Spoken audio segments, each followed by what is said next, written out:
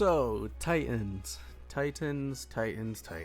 You guys are right now what the Fallen feared when Saint 14 wasn't such a nice guy as he is now, but now every race fears you. This is all solely because of the new Storm's Keep Arc Titan aspect. Storm Keep lets you build up Bolt Charge while behind a barricade, and popping your barricade automatically gives you 3 stacks of Bolt Charge. Also, while behind your barricade, you will be allowed to activate Bolt Charge with any weapon damage at max stacks, as without the barricade, you would have to have an ability to do so. This is probably the easiest and most efficient damage element we have ever gotten in Destiny 2, and I just want to give a simple build you can use in quite literally every activity in the game and just give you some weapons you can make use of this super OP and broken aspect. To easily start off, we're just going straight into the Arc Titan. For supers, Thunder Crash is just an obvious choice for an easy and free big damage, but if you want to change it up, you totally can. For barricades, I highly recommend Rally Barricade, as you can simply sit behind it, build up Bolt Charge, and go ham. Like, that is simply all you're doing, just stand behind it and shoot targets. For melees, we're going with Thunderclap, and for grenades, we're using Pulse Nades. For aspects, we are using Storm's Keep, and the second aspect, we're going to be using Touch of Thunder. If you want to change this for knockout, totally go ahead, but here's the reason why, for me, I want to use Touch of Thunder. This is more specifically because this upgrades Pulse Grenades to give Ionic Traces on every Pulse hit, which then we can take advantage of Fragments, so let's move on into the Fragments, and we're looking at Spark of Discharge, where Arc Weapon Final Blows have a chance to create an Ionic Trace, but main importantly, collecting an Ionic Trace grants a stack of Bolt Charge. This with Touch of Thunder just helps get Bolt Charge a lot, and for me, I'm just a sucker for Bolt Charge, so the more Bolt Charge more often, the happier I am. Next is Spark of Ions, where defeating jolted targets or defeating a target with Bolt Charge also creates Ionic Trace, so just more Ionic Traces. Next is Spark of Frequency, where only real important part is the second half. While amplified, you gain increased stacks of Bolt Charge from all sources, so for every Bolt Charge you get while amplified, you will get 2 instead of 1. And lastly, Spark of Shock, where your arc grenades jolt targets. For the weapon loadout and an exotic armor loadout, I'm gonna give you my loadout, but to be completely honest, the whole entire arc subclass is quite literally all you need. I could literally end the video here right now,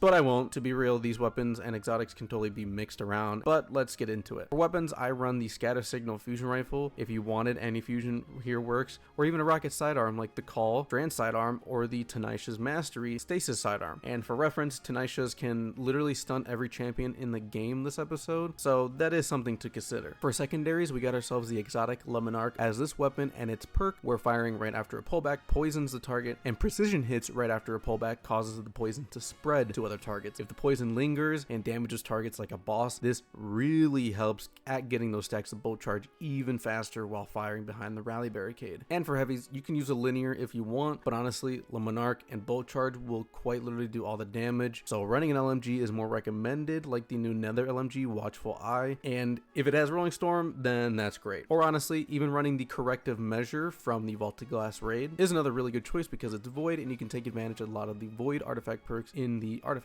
The best exotic piece to pair is going to be Hazardous Propulsion, where landing precision hits or final blows loads rockets into your barricade, and activating your barricade launches however many rockets you had stored. With LMAO and wanting to get precision kills, you can easily fill these rockets. Another simple and quick different build is just going to be with Thunderlord instead of the LMAO, as Thunderlord now grants Bolt Charge on every lightning strike it causes. This with an aerial denial frame like the Nether one Cycle Pump, or even the Aerial Frame Grenade Launcher from Vesper's Host, to once again just take advantage of the Void Artifact perks. Both of these just deal damage over time, building up Bolt Charge even faster as you're shooting your Thunderlord on a boss. And for primaries, honestly, anything you find enjoyable works. For me, Rufus's Fury from the Rude and Nightmares raid, but mainly I'm just doing it to, again, take advantage of the artifact perks for strand weapons. For exotic armor pieces, I like to run Heart of Inmost Light, so during any kind of damage phase, or simply if you're just shooting a bunch of ads in a simple area, you can get your grenade and barricade much more often during whichever one of these interactions, especially with Ionic Traces coming from the Pulse Nades buff with Touch of Thunder. This build is honestly just more chill and easy to use. Not saying the other one isn't, but this one is just an easy point and shoot until all ammo is gone. For an honorable mention on exotic pieces, Instrumental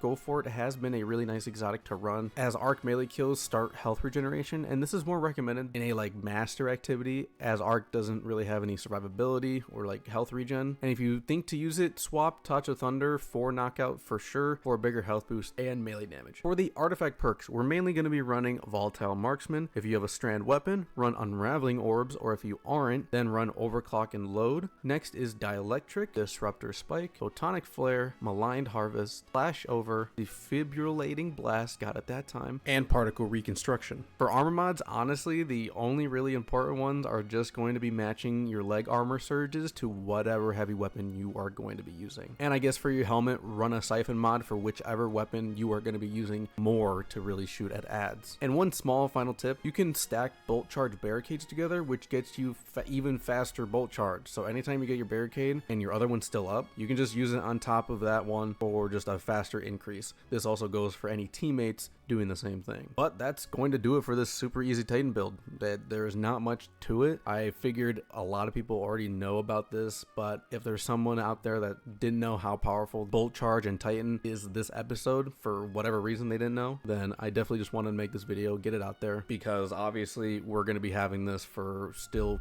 quite a couple months until this episode is over. Other than that, again, go try this out if you haven't for some reason. Farm out Grandmasters with these builds, and again, you can totally swap out whatever weapons and stuff you wanted. But if you enjoyed this video, please drop a like, comment on what you think about Arc Titan as a whole this episode. Just let me know. I want to know your thoughts. And with that, I'll catch you guys in the next one. Peace.